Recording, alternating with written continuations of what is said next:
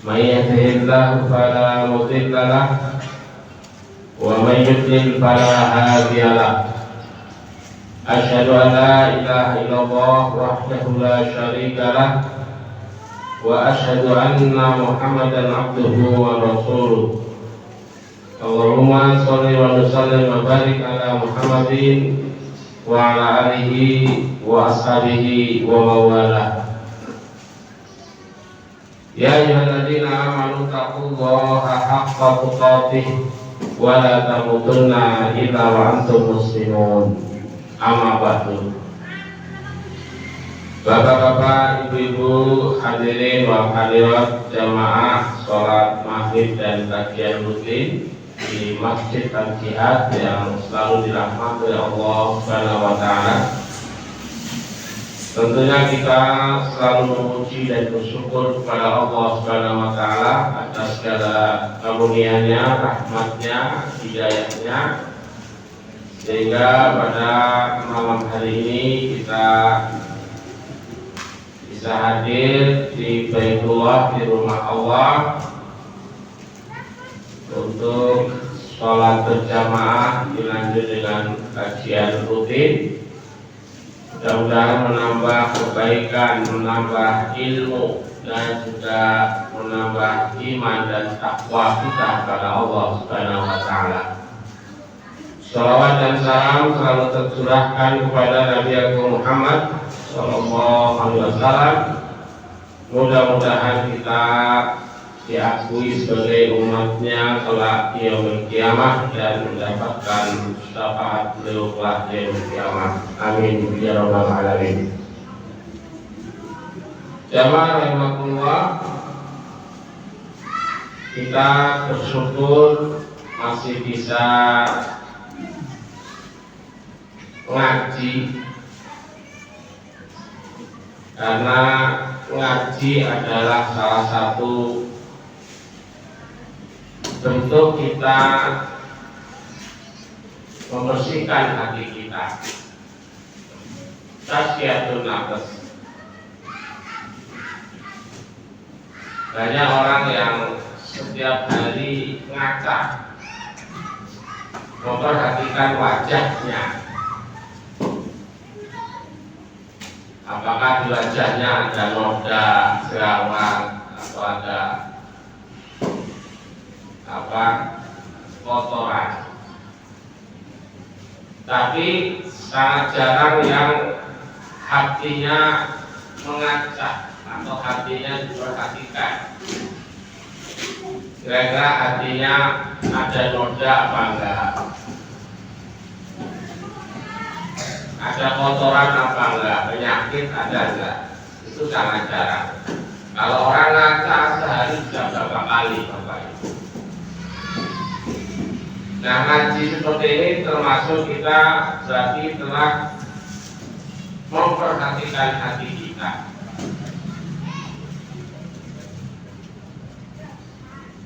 Kemudian dengan ngaji seperti ini, jamaah rahimakumullah, berarti kita telah memberikan nutrisi hati. Kita sehari semalam makan berapa kali Bapak Ibu? Makan besarnya yang 3 kali, ada yang mungkin 4 kali karena ada acara.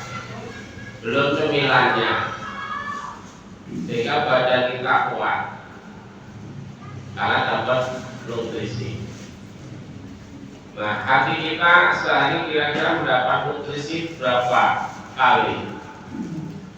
Nah, nutrisi hati diantaranya ya dikit, tahlil kayak gini, membaca Al-Quran itu nutrisi hati. Belajar agama itu juga nutrisi hati. Biar hati kita gak kelaparan, gak kering, disiram seperti bunga atau pohon kalau sering disiram itu subur, gak kering. Kemudian ngaji juga berarti kita telah memberikan obat kepada hati kita manakala hati kita mungkin ada penyakit atau sakit hati, atau hatinya bisa sakit. Dengan ngaji berarti memberikan obat. Bapak Ibu kalau punya penyakit minum obat, disarankan minum obat oleh dokter, kira-kira mau minum obat itu aras-arasan apa semangat Bapak Ibu?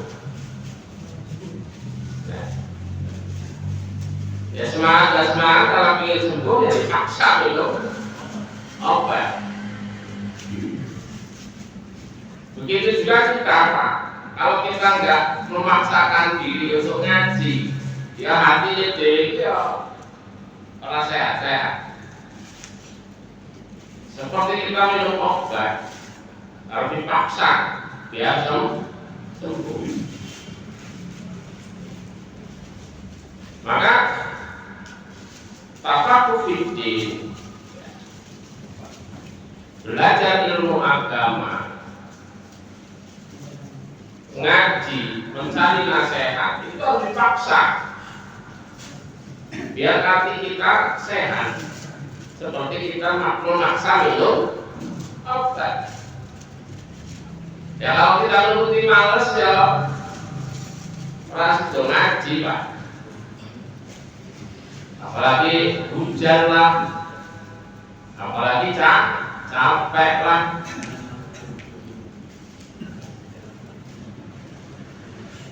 Apalagi jauh lah. Nah, karena kita tidak memaksakan diri kita untuk ngaji, tafaqquh fiddin, mencari nasihat, maka hati terus sakit. Padahal kan nanti yang Allah lihat kan hati kita. Yauma la yanfa'u malun wala banun illa man atallaha biqalbin salim. Di hari kiamat nanti, di hari akhirat nanti, tidak ada faedahnya harta dan anak-anak kalian kecuali siapa yang menghadap Allah, datang kepada Allah membawa hati yang sehat, qalbun salim.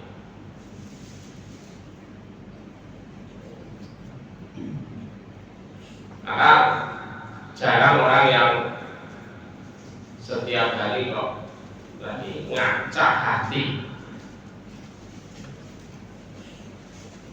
Kebanyakan ngaca wajah, banyak yang wajahnya glowing tapi hatinya kering.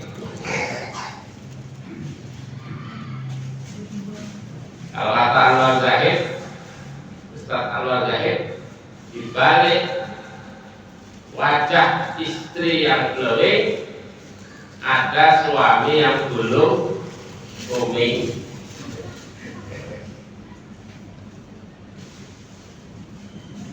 Ya karena cantik wajahnya tapi sama suaminya enggak nurut, karena hanya memikirkan wajah, merawat wajah, hatinya enggak dirawat, akhirnya menjadi orang yang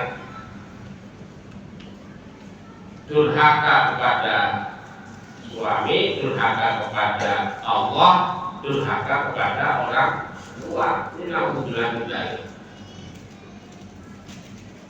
Tidak sedikit Pak anak-anak itu orang ganteng-ganteng, ayu-ayu, tapi hatinya kotor, ngelawan sama orang tua, ngelawan sama guru.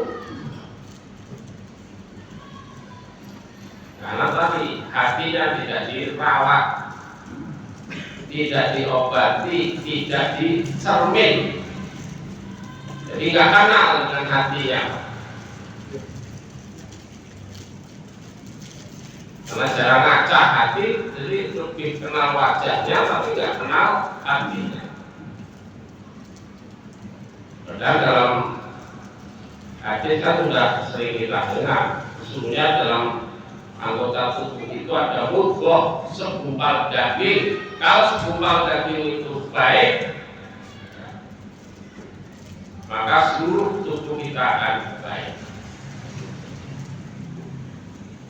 Kalau segumpal daging itu fasadat, buruk, jelek, kotor, maka fasadat buruk jasad. Jadi jasadnya juga akan ikut buruk.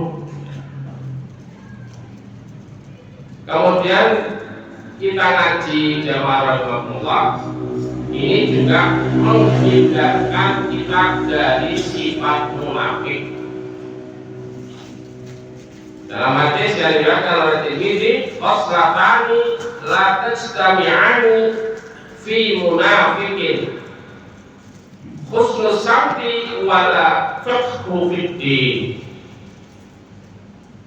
Ada dua yang tidak bisa berkumpul kepada orang munafik, susah kumpul kepada orang munafik. Apa dua hal itu? Yaitu penerimaan yang baik dan pemahaman agama. Jadi orang munafik itu nggak mau menerima kebaikan-kebaikan dari orang lain, karena dia merasa dirinya sudah baik. Tidak mau menerima nasihat dari orang lain, tidak mau mencari nasihat karena dia merasa sudah sempurna. Ini orang munafik. Makanya nggak akan mungkin terkumpul dua hal tadi. Yang kedua tadi adalah pemahaman agama. Orang munafik nggak mau ngaji, nggak mau memahami agama, karena merasa agamanya sebagai nafik. Kadang-kadang dia nggak pernah ngaji, tapi kalau suruh ngobrol masalah agama, walah paling paham. Kadang-kadang dia paham, oh ustaz ini kayak gini, ustaz ini kayak gini. Dan dia nggak pernah ikut pengajian, tapi dia paham. Oh saya ustaz paham. Masya Allah. Itu kita mudah-mudahan terhindar. Kita menerima kebaikan dari siapapun, walaupun mungkin dari anak-anak, dari budak sekalipun, kalau itu kebaikan kita terima.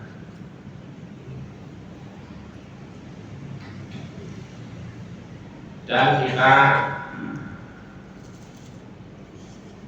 senang Pak memahami agama. Di Metro banyak pengajian.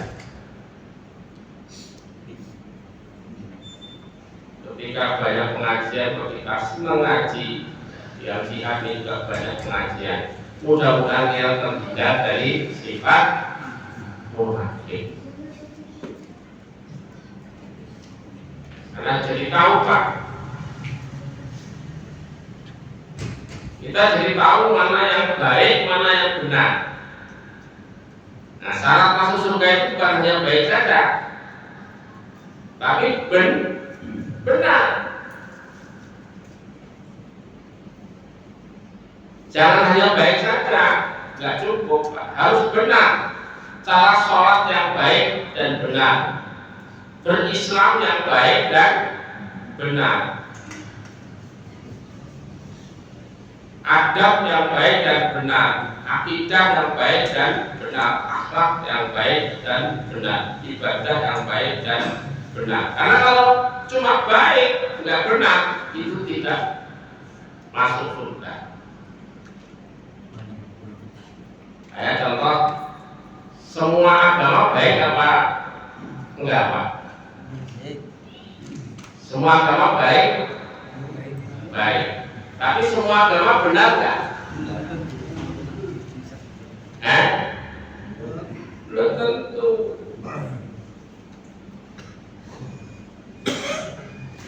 Nabi SAW sebelum dia menjadi nabi, umur 1 sampai 40 tahun itu kan belum jadi nabi. Tapi Nabi SAW terkenal baik,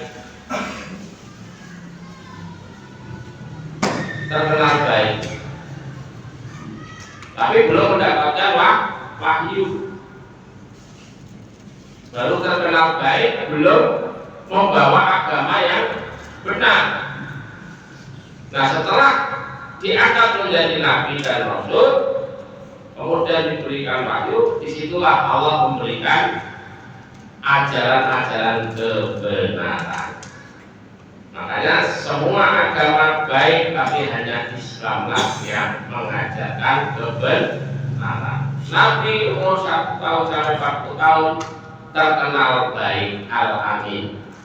Nah, kemudian dari umur 40 tahun sampai 63 tahun Nabi menjadi orang yang benar karena membawa ajaran yang benar.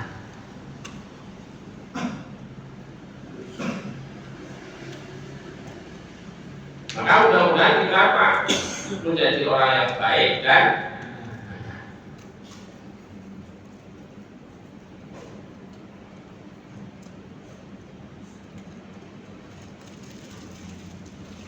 ada orang misalkan non-muslim korban sapi di sini, nah, ya baik apa enggak? Tapi benar apa enggak? Kalau hanya baik, ya, tapi enggak benar, itu oleh Allah hanya dibalas di dunia, tapi tidak dibalas di akhirat. Maka ketika ada orang non-muslim, misalnya orang kafir, orang munafik, ya, baik, ya, itu paling dibalas dari dunia saja, Pak. Contohnya balasnya apa? Matinya tenang, itu toh. Tapi habis itu nanti dia disiksa selama-lamanya. Kayak contohnya pamannya Nabi Muhammad SAW, baik nggak Abu Thalib?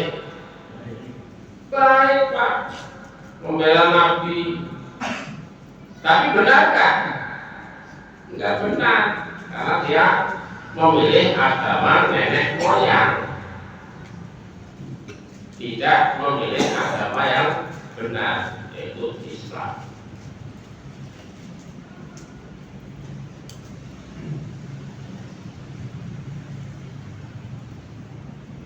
Maka ada kisah, Pak, orang zaman dahulu, zaman sahabat, zaman Nabi, ada orang yang masuk surga karena lalat, masuk neraka karena lalat. Jadi ceritanya ada dua orang ya, yang berjalan di suatu daerah itu ada aturan. Kalau masuk ke daerah itu harus berkorban, harus pajak lah sebenarnya kalau sama. Nah, dua orang ini pas memasuki wilayah itu dihadang oleh penjaga. Terus ditanya, kamu harus mengikuti aturan main sini, harus pajak dulu, harus korban dulu, walaupun dengan lalat, karena dia nggak punya apa-apa. Ya udah, pokoknya kamu harus ikuti aturan ini, tetap berkorban walaupun dengan lalat.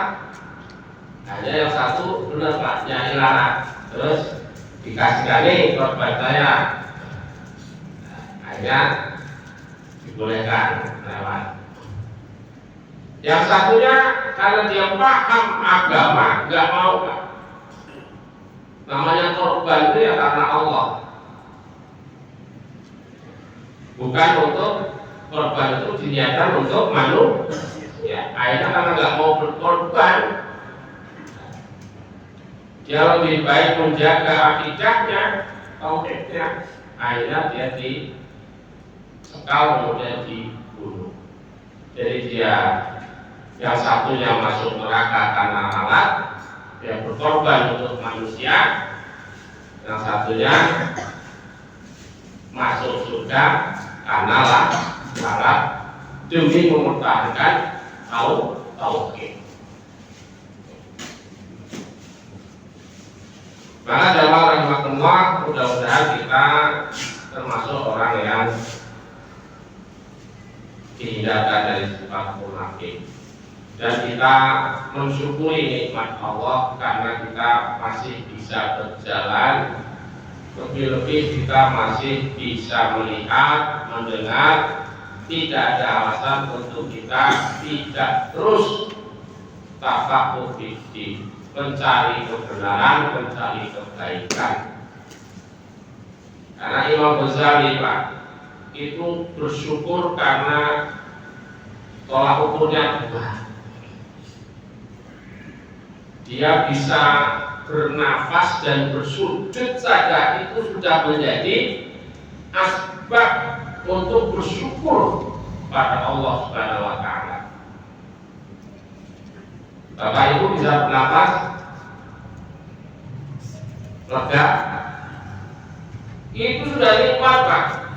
Coba kalau kita disesak nafas, ya Allah, nggak mungkin bisa ke masjid Pak.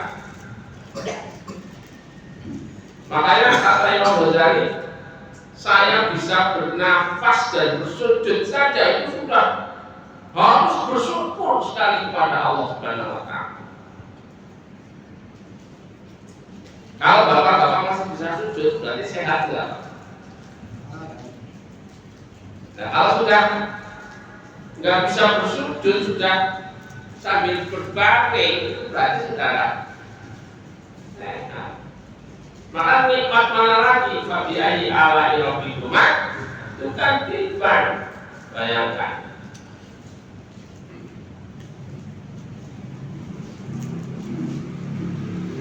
Maka tidak ada alasan Pak kita untuk banyak ngeluh ini sebenarnya. Karena ukurannya tadi Imam Ghazali bisa bernafas, bisa sujud, ada itu seharusnya sudah mensyukuri betul nikmat ini. Apalagi kalau Bapak bisa macam-macam, punya macam-macam, ya Allah. Kok nggak semangat untuk sholat berjamaah, tidak semangat untuk menegakkan Islam, tidak taat kepada Allah, tidak mau belajar agama, tafaqquh fiddin, berarti tidak berterima kasih kepada Allah. Berarti cuek kepada Allah.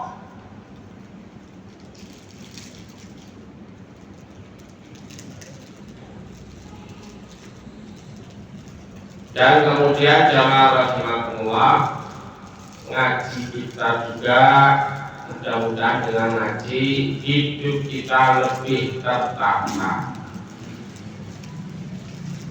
tidak berantakan hidup kita.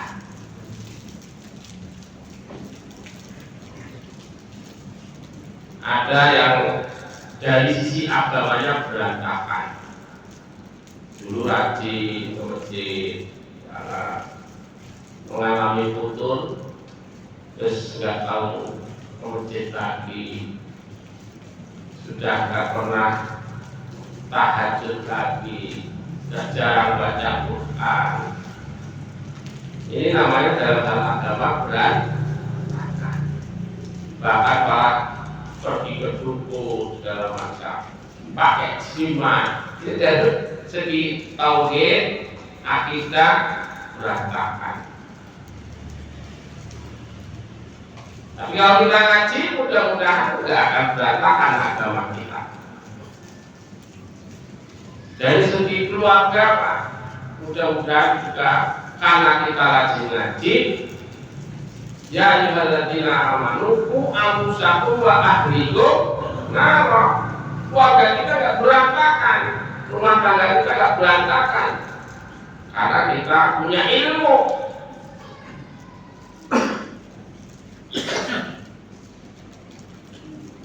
Banyak sekarang rumah tangga yang berantakan, baru punya anak satu juga. Bisa jadi karena tidak punya ilmu atau ilmunya minim, sehingga tidak memiliki kesabaran di situ. Kan namanya keluarga pasti diuji.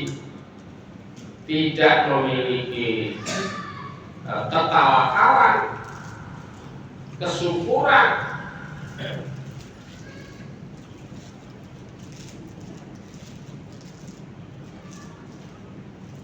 Dalam rumah tangga pasti ujiannya ada, tapi karena dia punya ilmu, maka akan diperbesar sabarnya menghadapi ujian-ujian dalam rumah tangga.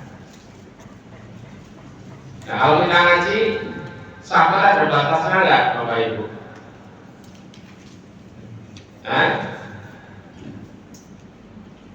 Kalau kita belum ngaji, kayaknya ya pernyataan sabar itu ada batasnya. Itu kayaknya benar. Ya. Tapi setelah kita ngaji, sabar tanpa batas. Ini Quran surat Az-Zumar ayat 10. Innama yuwaffa as-sabirun ajrahum bighairi hisab. Maka barang siapa yang bersabar, maka akan dibalas atau balasan ganjaran orang-orang yang bersabar itu tanpa batas. Yang membatasi diri kita. Maka dulu disampaikan oleh Ustaz Abu Fatihah, yang diucapin selamat di surga adalah orang-orang yang bersabar ketika hidup. Ya, salamun alaikum bima sabartum. Ya. Fanik ma'u badah. Selamat ya Bapak Ibu, bisa masuk surga karena dulu di dunia kalian mampu bersabar. Jadi rumah tangga gak berantakan karena lebih besar sabarnya. Suaminya menghadapi istrinya sabar, menghadapi anak sabar. Istrinya juga, kalau suaminya punya kekurangan ilmu, istrinya yang sabar, syukur dua-duanya punya ilmu semuanya, tambah hidupnya tenang, tidak berantakan. Tapi nanti diuji Pak, mungkin diuji ekonominya. Ekonominya berantakan atau betul? Apalagi zaman sekarang. Dulu makmur, duitnya banyak. Nah sekarang karena ekonominya global atau di Indonesia ini lagi berantakan, kena imbasnya. Kalau kita nggak ngaji, nggak punya ilmu, nggak perceraian menurut penelitian di pengadilan agama, penyebab paling banyak perceraian karena ekonomi. Imbasnya kan berarti berantakan, ekonominya berantakan, rumah tangganya berantakan. Tapi kalau kita ngaji, mudah-mudahan kita diuji ekonomi pun kita tetap ridho, tetap ikhlas, tetap sabar.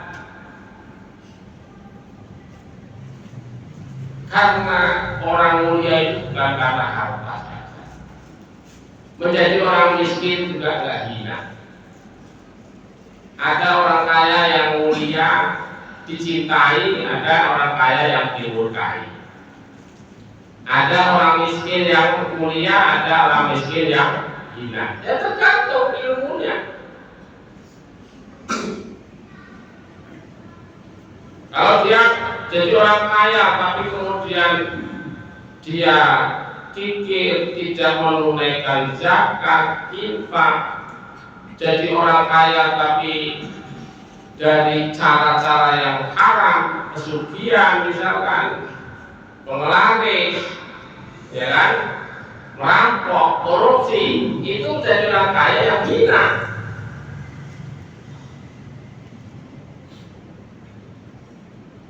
Tapi kalau kayanya itu seperti Abdurrahman bin Auf, Utsman bin Affan, itu kaya yang mulia. Begitu juga orang miskin, Pak. Orang miskin yang mulia adalah orang miskin yang beriman. Walaupun dia kondisi tidak punya harta, tidak punya kemewahan, tapi dia tetap menjaga keimanan. Berarti dia. Tapi kalau dia kafir, nggak mau ibadah, berarti miskin yang hina. Amilatun nasibah tasla naran hamiyah. Di dunia dia susah payah nyari ekonomi, tapi nggak mau ibadah, nanti ujung-ujungnya di akhirat masuk neraka. Ini naudzubillah hindari. Sudah habis ya Pak? Masih sedikit lagi. Maka mudah-mudahan dengan kita praktek ngaji Pak, nggak berantakan, walaupun kondisi dunia sudah akhir zaman. Dan memang kata Rasulullah SAW, fitnah umatku, ya, masing-masing umatku ada fitnahnya. Dan fitnah bagi umatku kata Rasulullah al-mal harta.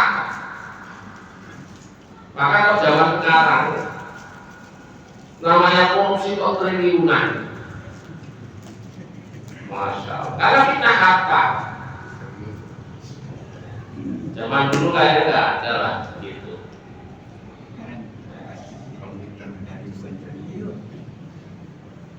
Begitu juga nyari duit juga sulitnya sekarang, sih gampang, sih sulit. Jualan sepi, bahkan cuma cari rosok aja saingan. Kalau kesiangan dikit sudah, ini fitnah harta.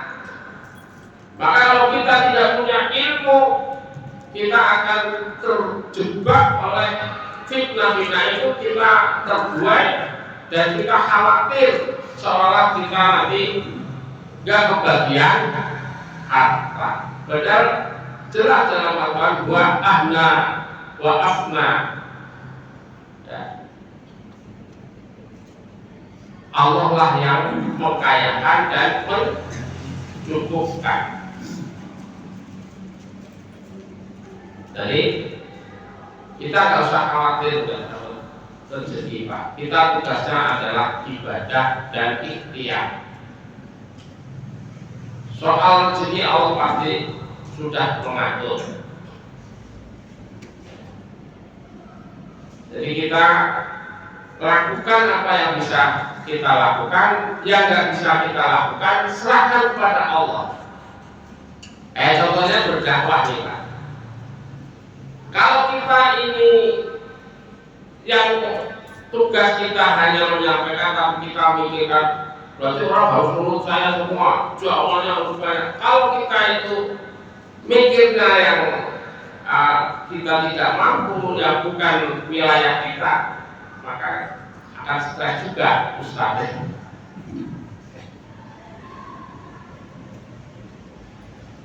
Itu juga kita punya anak, kita nggak usah terlalu pusing rezeki anak kita. Tugas kita adalah mendidik, kemudian mengenalkan anak-anak kita kepada rohnya. Karena anak itu sudah Allah jamin rezekinya. Tapi karena khawatir nanti anak saya makan apa, akhirnya orang tuanya sibuk nyari itu anak nggak kenal Tuhannya. Begitu orang tua sudah tua, malah dititipin di panti jompo atau malah dibuang karena anaknya tidak kenal agama, tidak kenal Tuhannya. Kekhawatiran orang tuanya masalah ekonomi, begitu sudah dikasih ekonomi, anak tega sama orang tua. Ini karena kita ini berpikirnya tidak melaksanakan apa yang menjadi kewajiban kita saja. Yang bukan kewajiban kita serahkan kepada Allah.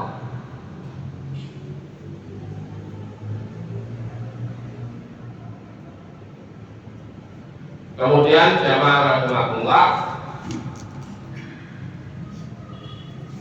agar kita juga tidak berantakan hidup kita, maka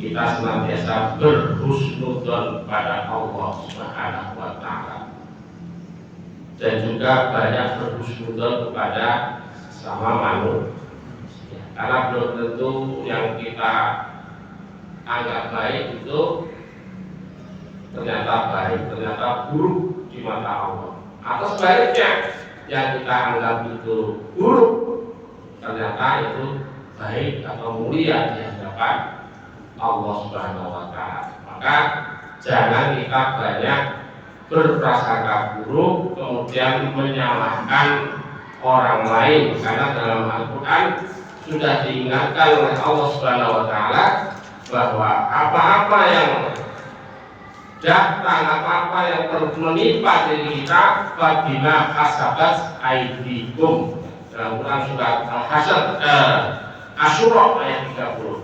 Apa-apa yang menimpa kalian, musibah, keburukan, kejadian, kecelakaan, itu disebabkan oleh tangan-tangan kalian sendiri.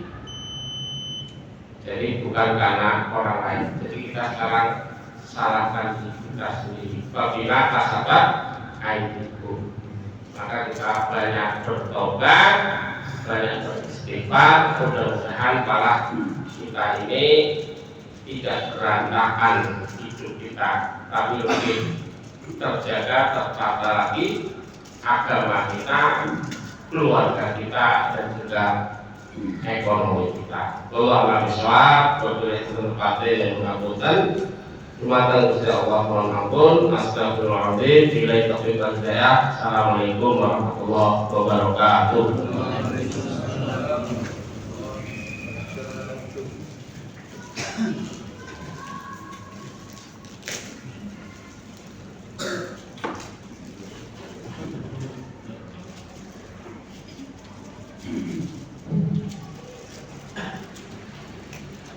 Jazakumullah khairan katsiran kepada Ustaz Sa'idul Amin yang telah menyampaikan tausiahnya. Semoga apa yang telah beliau sampaikan bermanfaat bagi kita semua. Amin. Meningkat ke acara yang selanjutnya, yaitu menutup, kita tutup acara